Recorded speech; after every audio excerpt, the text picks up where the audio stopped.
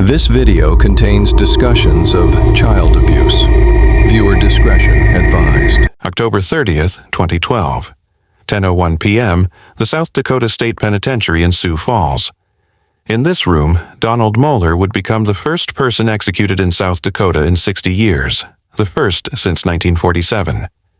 But before we witness the end of his story, we need to understand how it began. May 8, 1990, 22 years earlier. A different kind of darkness descended on Sioux Falls when 9-year-old Becky O'Connell left her home on a simple errand and never came back. This is the story of a crime that shattered a community, a legal battle that spanned 2 decades, and a final reckoning that would force South Dakota to confront its darkest questions about justice, vengeance, and closure. This is the case of Donald Moeller. Before we discuss the monster, we need to remember the victim. Not as a statistic in a criminal case file, not as evidence in a courtroom, but as a real little girl with real dreams. Rebecca Lynn O'Connell. Everyone called her Becky. She was 9 years old, a 4th grader at Oakwood Elementary School in Sioux Falls. She loved to read. She was learning to play the piano. She had a bright smile that lit up every family photograph. On the afternoon of May 8, 1990, Becky asked her mother if she could ride her bike to the nearby convenience store. She needed sugar for a recipe. It was a Tuesday, sunny, warm, the kind of spring day when kids want to be outside. Her mother said yes. It was just a few blocks away. Becky had made the trip before. This was Sioux Falls in 1990, a place where parents still believed their children were safe on the streets they'd grown up on. Becky's mother kissed her goodbye, watched her daughter pedal away on her bicycle. It was approximately 6:30 in the evening. It would be the last time she ever saw her daughter alive. Becky never made it to the store. Somewhere between her home and that convenience store, a distance of less than half a mile, a predator was waiting. Donald Eugene Moeller, 35 years old. A drifter with a violent criminal history. A man who had been watching. The next morning, May 9, 1990, a jogger made a horrifying discovery along the banks of the Big Sioux River. Becky's body. She had been sexually assaulted, stabbed repeatedly, and left in a wooded area like she was nothing. What I'm about to tell you is difficult, but it's necessary to understand the gravity of what Donald Moeller did. The medical examiner's report revealed the following. Becky had been abducted from the street, likely forced into a vehicle. She was driven to a remote location near the river. There, she was sexually assaulted. The autopsy showed she had been stabbed multiple times in the chest and abdomen. The wounds were deep, brutal, the kind of violence that reveals not just intent to kill, but intent to destroy. The medical examiner estimated she had been alive during the attack, conscious, aware of what was happening to her. Becky O'Connell died terrified and alone, at the hands of a stranger who showed her no mercy. By the time her body was discovered, hundreds of volunteers were already searching for her. Missing person posters covered every storefront window in Sioux Falls. Her family was holding on to hope that maybe, just maybe, she'd wandered off and gotten lost. That hope died on May 9th. The Sioux Falls Police Department immediately launched what would become one of the largest investigations in South Dakota history. But they faced significant challenges. There were no witnesses to the abduction, no surveillance cameras on that street corner, no cell phone records to trace. This was 1990, before the digital age transformed criminal investigations. What they did have was a crime scene, tire tracks near where Becky's body was found, some physical evidence, and a community demanding answers. The police released a composite sketch based on vague descriptions from people who'd been in the area that evening. Tips flooded in, hundreds of them. Each one had to be investigated. Each one led nowhere. Days turned into weeks. The pressure was enormous. Parents across Sioux Falls were terrified. Children were no longer allowed to play outside unsupervised. The innocence of an entire community had been shattered. Then, in September 1990, 4 months after the murder, a breakthrough. An anonymous caller to the tip line provided a name, Donald Moeller. Moeller wasn't unknown to law enforcement. He had a criminal record, assault, burglary. He fit the general description from the composite sketch. He drove a vehicle that matched tire tracks found at the scene. Most importantly, when police questioned him, he couldn't provide an alibi for the evening of May 8th. Within days of being brought in for questioning, Donald Moeller confessed. He admitted to abducting Becky O'Connell. He admitted to sexually assaulting her. He admitted to stabbing her to death and dumping her body near the river. He provided details that only the killer could have known. The case seemed open and shut. The community breathed a collective sigh of relief. The monster had been caught. Justice would be served. But catching Donald Moeller would prove to be far easier than convicting him. And even if they convicted him, would justice ever truly be served? Before we continue with this investigation, I need to speak to you directly about something important. If this story affects you, if you believe cases like Becky O'Connell's deserve to be told with depth and respect, please hit the like button right now. It takes 1 second, but it helps this documentary reach people who need to understand these warning signs. Subscribe to the channel if you haven't already. We don't just tell true crime stories for entertainment. We tell them so communities can recognize danger, so parents can protect their children, so these tragedies are never forgotten. Share this video.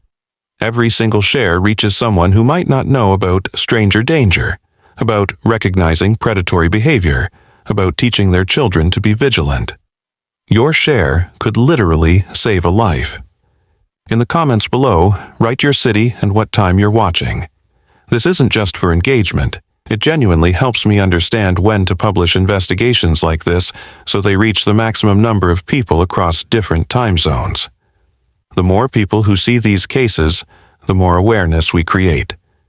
My channel exists to bring you stories about children who needed protection but didn't get it. Each investigation is not just about tragedy. It's about recognizing dangerous situations. It's about learning the patterns that predators use. It's about making sure we never become complacent about child safety. Be sure to watch other videos on the channel. Knowledge about cases like Becky's could one day help you notice warning signs and protect a child who's in danger. If you want to directly support this work, you can click the Super Thanks button below this video and contribute whatever amount feels right to you. Or consider joining as a channel member for exclusive content and behind-the-scenes access to these investigations. And I want to tell you about something special. Everyone asks, what made Ed Gein become the monster he was? What did Netflix's documentary leave out? I've written a comprehensive book that answers that question. How Ed Gein's mother created a monster. What Netflix didn't show you.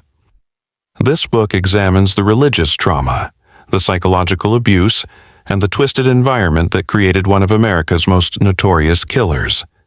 It's the deep investigation you won't find anywhere else. Here's the thing.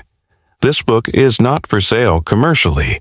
It's valued at $24.99, but you can support the channel with whatever amount you choose and receive the book as a thank you for supporting our mission.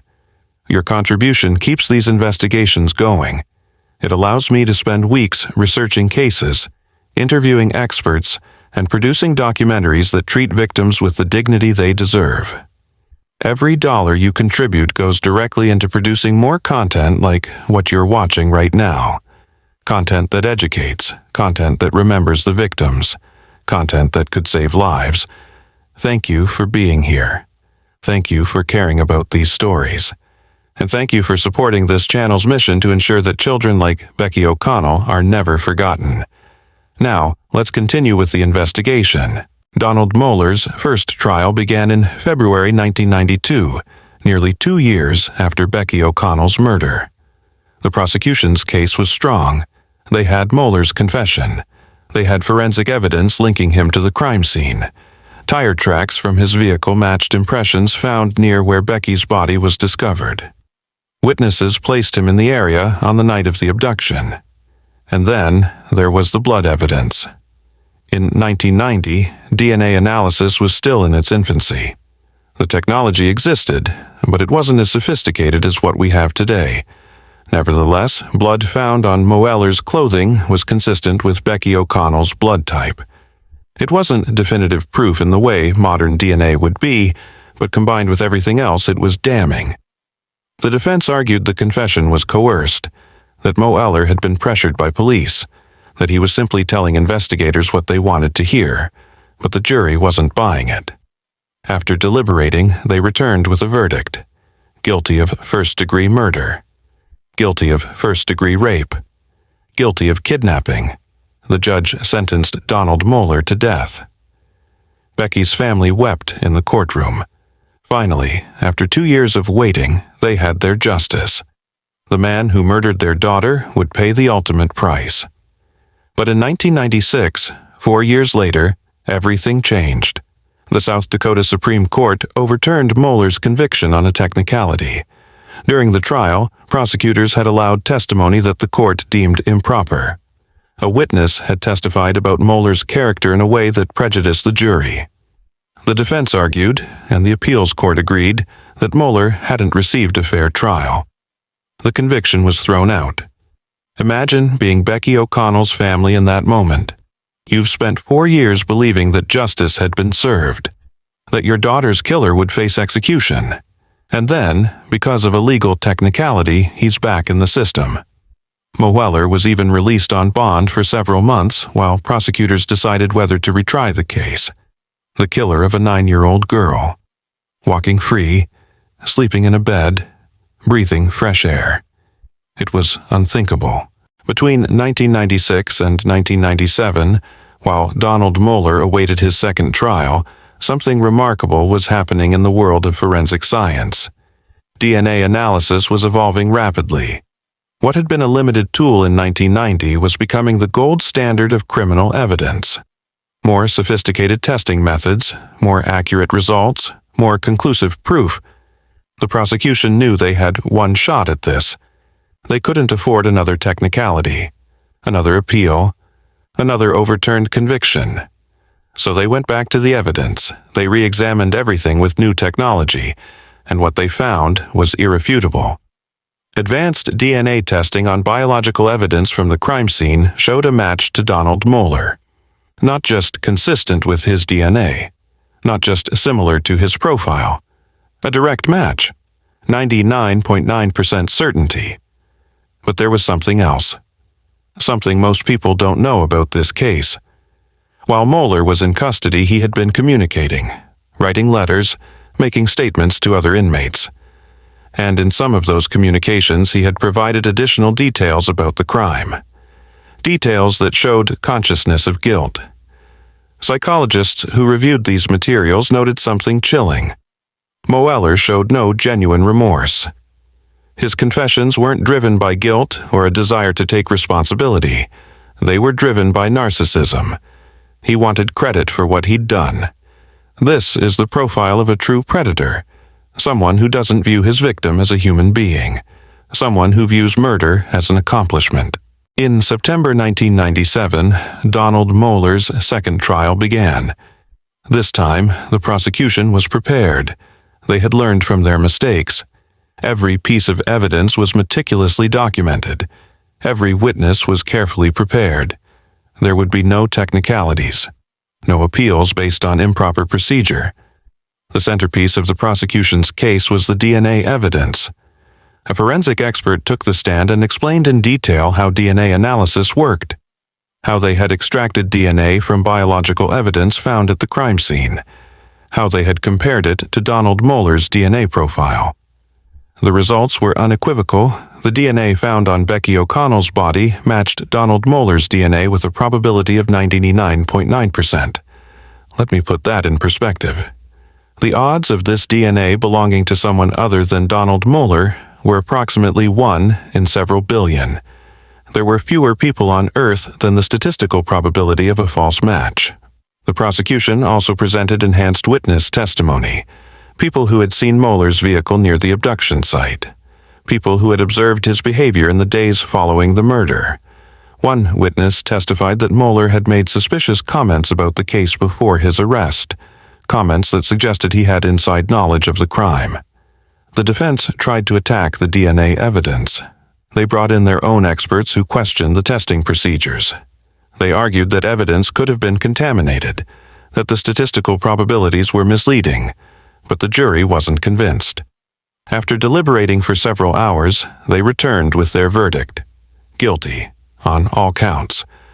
Once again, the judge sentenced Donald Moeller to death, but this time there would be no successful appeal. Over the next 15 years, Moeller's defense team filed appeal after appeal. They challenged the DNA evidence, they challenged the fairness of the trial, they challenged the constitutionality of the death penalty itself. Every appeal was denied: state appeals, federal appeals, petitions to the United States Supreme Court, all denied.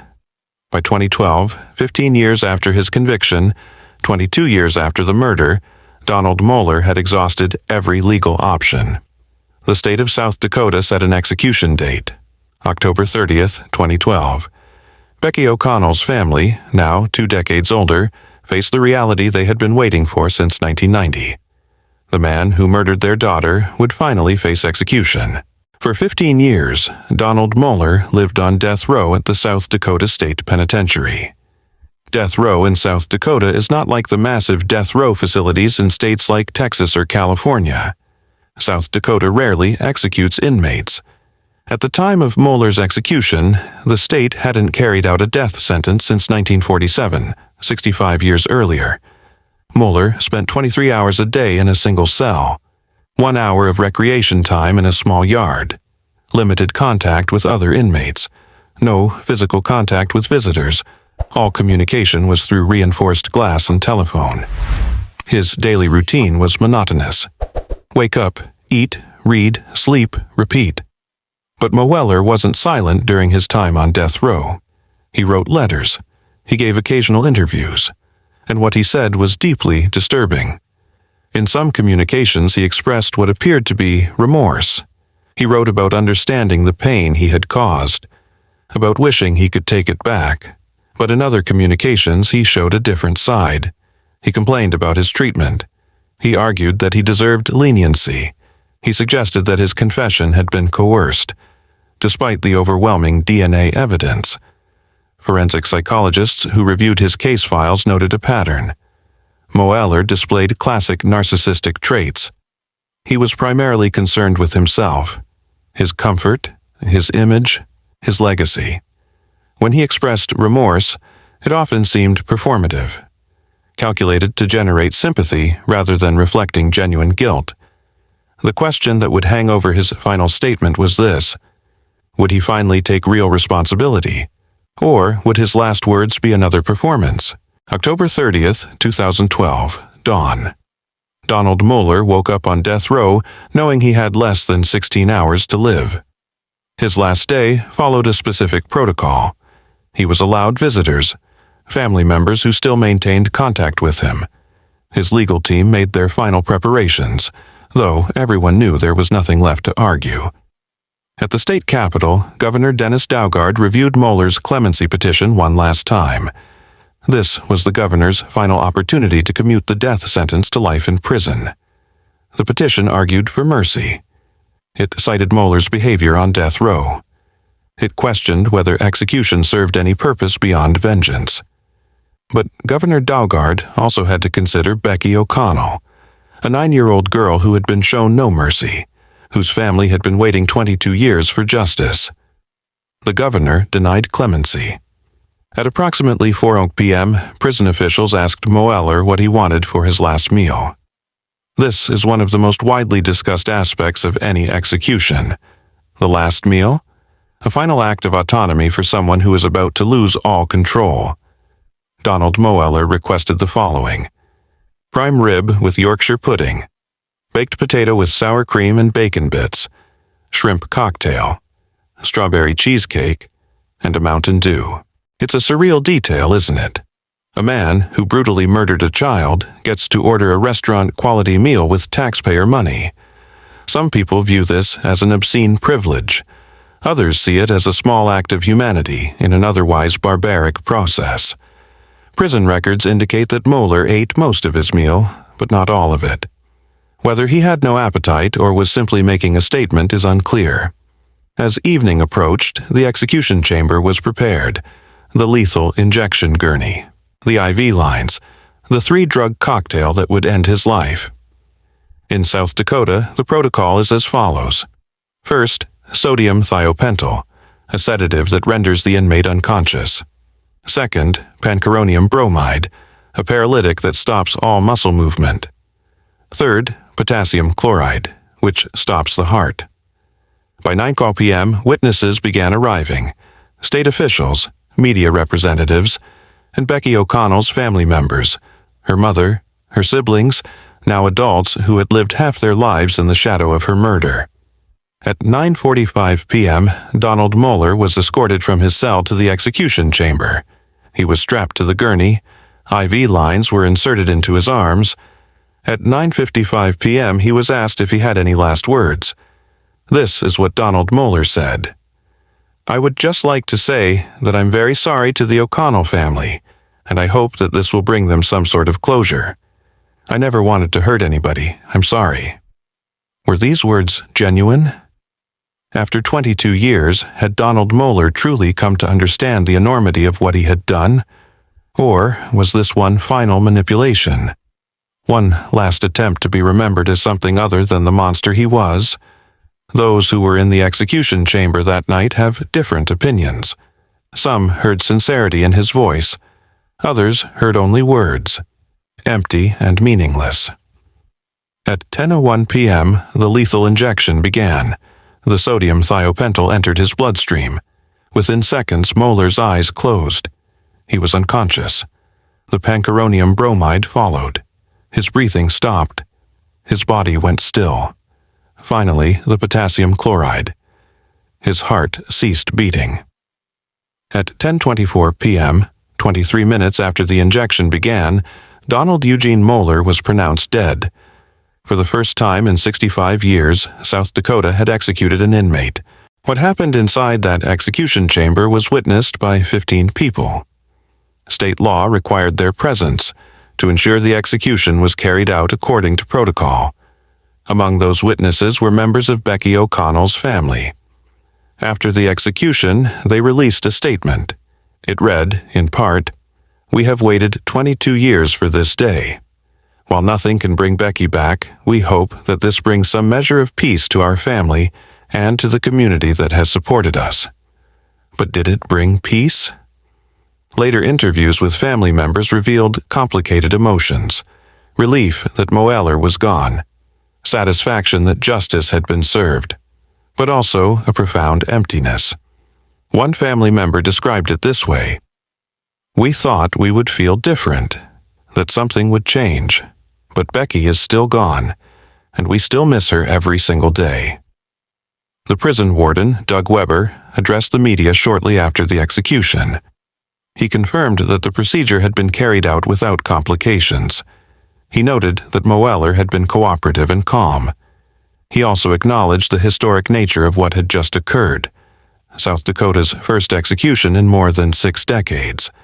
The last person executed in South Dakota before Moeller was George Sitz in 1947. Sitz had been convicted of murder and executed in the electric chair, the method used before South Dakota adopted lethal injection. For 65 years, the state had not imposed the death penalty. Sentences were handed down, but appeals dragged on for so long that inmates died of natural causes before execution dates could be set. Donald Moeller's execution marked a turning point. South Dakota was sending a message. The death penalty was not just a symbolic threat. It was a real consequence. In the days and weeks following Donald Moeller's execution, South Dakota found itself at the center of a national debate about capital punishment. Opponents of the death penalty pointed to the 22-year gap between crime and execution. They argued that this delay and the millions of dollars spent on appeals demonstrated the impracticality of capital punishment. They asked, if it takes more than 2 decades to execute someone, is the death penalty really serving as a deterrent? Supporters of the death penalty countered that the delay wasn't the fault of the system, but of endless appeals filed by defense attorneys. They argued that Moeller's execution proved that justice, even if delayed, could still be served. In the South Dakota legislature, bills were proposed on both sides. Some lawmakers wanted to abolish the death penalty entirely. Others wanted to streamline the appeals process to speed up executions. But lost in all of this political debate was a simple truth. A 9-year-old girl had been murdered. And no amount of legal maneuvering, no execution, no legislative reform would ever bring her back. In Sioux Falls, a memorial was established in Becky O'Connell's name. A scholarship fund was created to support children in her community. Her family worked with child safety advocates to promote awareness about stranger danger and abduction prevention. Becky's legacy became one of protection. Her death sparked conversations that parents had been avoiding. It shattered the illusion that small-town America was immune to predators. Let's talk about the numbers, because numbers tell part of this story. Donald Moeller's trial, appeals, and incarceration cost South Dakota taxpayers an estimated $3 to $4 million. That's significantly more than housing an inmate for life without parole. The average time between sentencing and execution in the United States is now approximately 20 years. Moeller's case was right in line with that average. But here's the statistic that matters most. Since 1990, thousands of children in South Dakota have grown up safer because communities learned from Becky O'Connell's murder. Awareness increased. Vigilance increased. Today, Becky's family continues to honor her memory. Her mother has become an advocate for victims' rights. Her siblings have built their own families, and they tell their children about the aunt they never got to meet. The lead investigator on the case, now retired, has spoken publicly about the toll the investigation took on him. He still thinks about Becky. He still wonders if they could have caught Moeller sooner. And the community of Sioux Falls. They haven't forgotten. Every year on May 8th, the anniversary of Becky's abduction, residents place flowers at the memorial. They remember a little girl who wanted nothing more than to help her mother bake cookies. So, what does the Donald Moeller case tell us? It tells us that the justice system, for all its flaws, can work. DNA evidence that didn't exist in 1990 became the key to securing a conviction in 1997. Without that technological advancement, Moeller might have walked free after his first conviction was overturned. It tells us that justice delayed is still justice, but at what cost? Becky's family waited 22 years. They spent 2 decades in limbo, never fully able to move forward because the case was always still open, still pending, still unresolved. It also forces us to confront uncomfortable questions about the death penalty itself. Did executing Donald Moeller serve a purpose beyond vengeance? Did it deter other potential predators? Did it provide genuine closure to Becky's family? The answers to these questions depend on your perspective, and there's no universal agreement. What we can say with certainty is this: Donald Moeller committed an unforgivable crime. He kidnapped, raped, and murdered a 9-year-old child. He showed her no mercy. He expressed no genuine remorse until he was strapped to a gurney with nowhere left to run. The state of South Dakota decided that his crime warranted the ultimate punishment, and after exhausting every avenue of appeal, after decades of legal review, that punishment was carried out. But perhaps the most important lesson from this case is the power of evolving forensic science. In 1990, the technology didn't exist to definitively prove Moeller's guilt. By 1997, it did. How many other cases, cold cases, unsolved murders, could be cracked with modern DNA analysis? How many families are still waiting for the kind of closure that Becky's family finally received? In the end, this story isn't really about Donald Moeller. His name will fade. His execution will become a footnote in legal history. This story is about Rebecca Lynn O'Connell, a 9-year-old girl who loved to read, who was learning to play piano, who wanted to help her mother bake cookies on a sunny Tuesday afternoon in May. Becky's family doesn't want her to be remembered as a victim. They want her to be remembered as a daughter, a sister, a friend. They want her to be remembered for the joy she brought into the world during her 9 short years. Justice may have been served on October 30th, 2012, but a little girl never came home, and that is the tragedy that no execution can ever undo. If you or someone you know needs support after experiencing violence, please contact National Center for Missing and Exploited Children, 1-800-THE LOST RAIN, National Sexual Assault, Hotline 1-800-656-4673. Thank you for watching this deep dive into one of South Dakota's most significant criminal cases. If you found this documentary valuable, please consider supporting the channel by liking this video. It helps the algorithm show this content to others who are interested in true crime analysis and criminal justice reform. Subscribing, we release comprehensive documentary-style true crime content every week, covering cases that demand serious examination and thoughtful discussion. Commenting below, I want to hear your perspective. Do you think the death penalty served justice in this case? Should South Dakota have executed Donald Moeller, or would life without parole have been more appropriate? Let's have a respectful conversation in the comments. Sharing this video, cases like Becky O'Connell's deserve to be remembered. Sharing ensures that her story and the lessons it teaches reach a wider audience. If you want to support the research that goes into these documentaries, consider joining our Patreon or channel membership. Your support allows me to dedicate more time to investigating cases, interviewing experts, and producing content that goes beyond surface-level true crime coverage. Stay tuned, we'll be examining another case that challenges our assumptions about justice and punishment. Make sure you're subscribed with notifications on so you don't miss it. Until then, stay informed, stay compassionate, and remember, behind every true crime story is a real person whose life was cut short. This was the case of Donald Moeller and the murder of Becky O'Connell. Please watch the next video showing on the screen.